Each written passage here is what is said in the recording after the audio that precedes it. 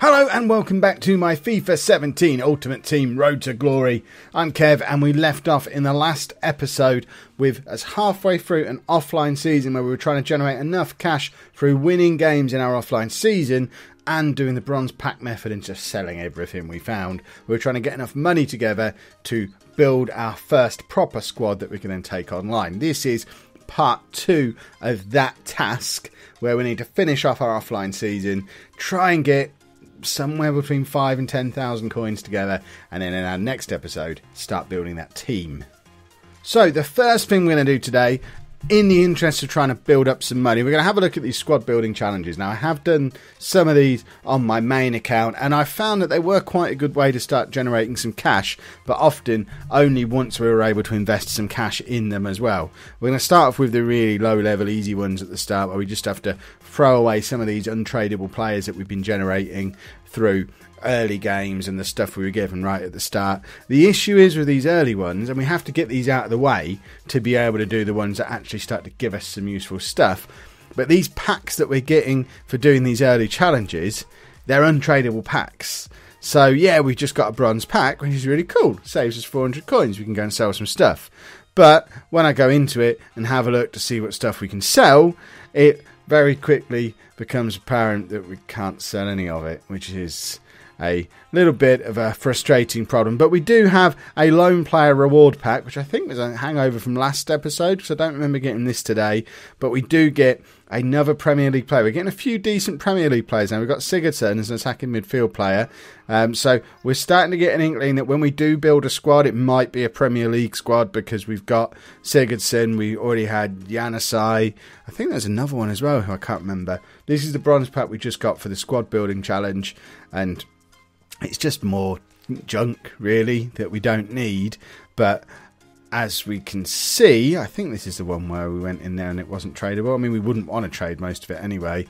But in the end, I've quick sold that stuff for 0 coins, which is just stupid. I might as well have just kept it. It was all untradeable.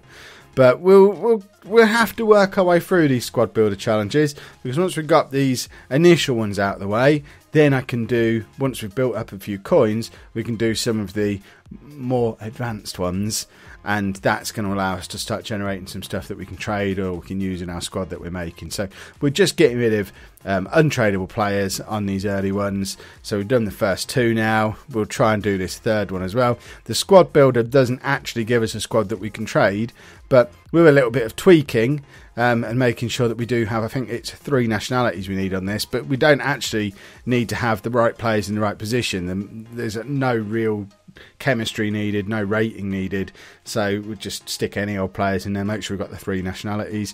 And that is the first 3 squad builder challenges out of the way, which means I think we get another bronze pack, and in fact we get, there you go, 3 packs. We've got a bronze pack, but again it's untradeable, I think. Yeah, untradeable pack. So it's stuff we can use in future squad building challenges, but that's about it. I mean, the contract cards and fitness cards and things will be useful. Oh, he's called Undai. I wonder if he's as good as my right back in my Football Manager series. And then we have, I think this is the 2-player pack, which gets us another English player. We now have, well, not an English player, but a player from the Premier League. We've got Ospina, who can now be a goalkeeper for a Premier League side for us. So I think that it's either 3 or 4 Premier League players we've got now.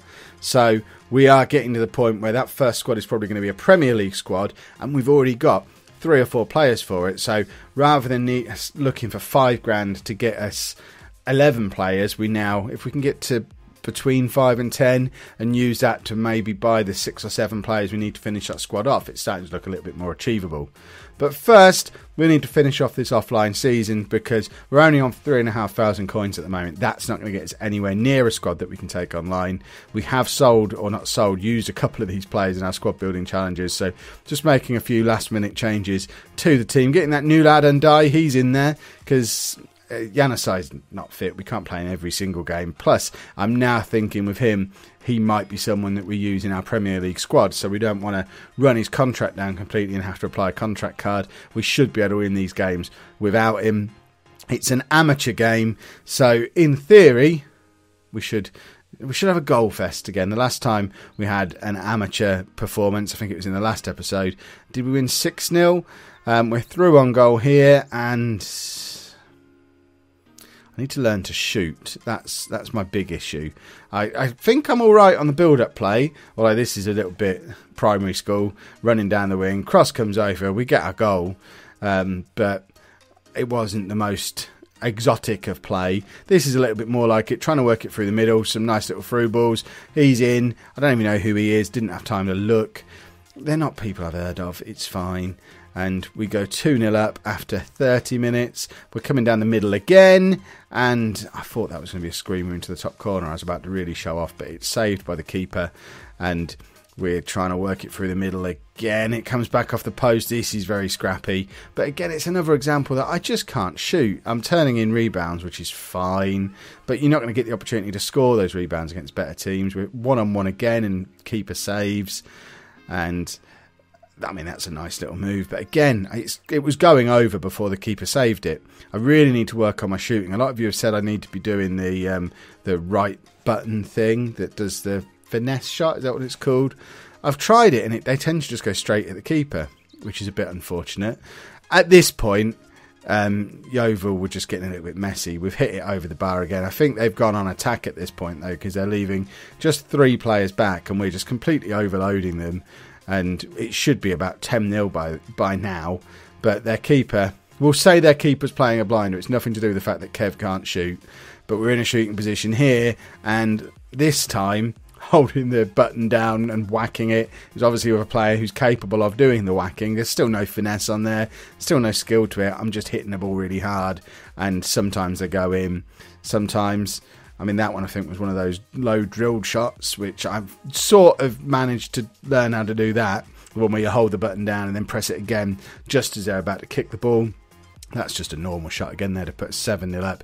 And they're just creating so much space for us at the back now. And I've even had a shot from range that would never have gone in. If it was 0-0, that is getting saved all day long. But I think it just gives you, once you're 5 or 6-0 up, it's just easy to keep adding goals on. And there's number 9, and that might just be the biggest score I've ever had on a game of FIFA. But more important than the score is the 750 coins we've generated in doing it. We're now on 11 points. We need to get to 12 to win the title, and I think that's another 1,500 coins plus a pack.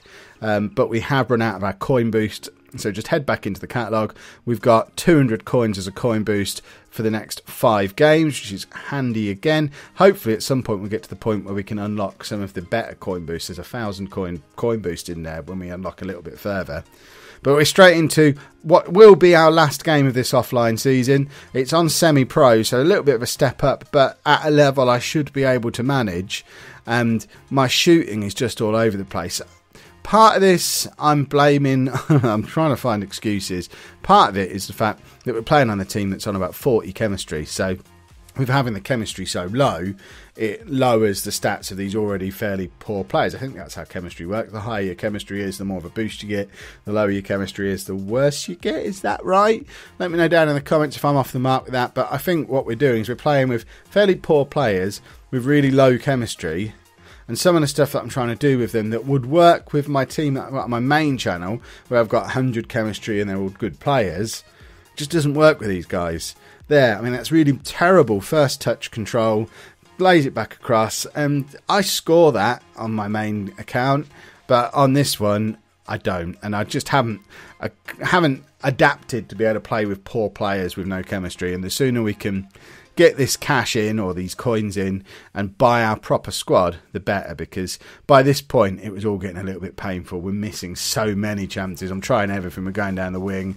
We're now coming through the middle, and I believe finally we get the goal 74 minutes into the match. I was getting so frustrated at this point when I was playing this game. It is Yanis. I was back in the team for this game, really ironing on the fact that yes, he's going to be part of my squad that we use for our first venture online. It took us so long to score. We're having replays from every angle it will let me have, and that was it.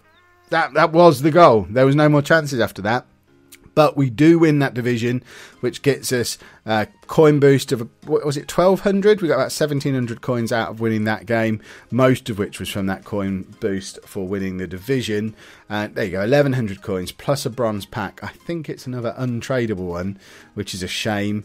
But we'll just check if we open that up to see what we've got. It's more junk that is untradeable. So, joy. Be nice to be able to trade something at some point. But we're on 6,500 coins. That should be enough to start building our Premier League team. 6,500 coins to get us, let's say, 7 players. Let me know down in the comments who you're going to buy. Who are your 7 to add to Ospina, Sigurdsson, Janusaj. I feel like there's another, but I can't think who it is. So who do you spend your 6,500 coins on for 8 players to fill that Premier League team out? If you've enjoyed that, make sure you pop a like on there for me. Subscribe to the channel if you'd like to see more. And thank you very much for watching.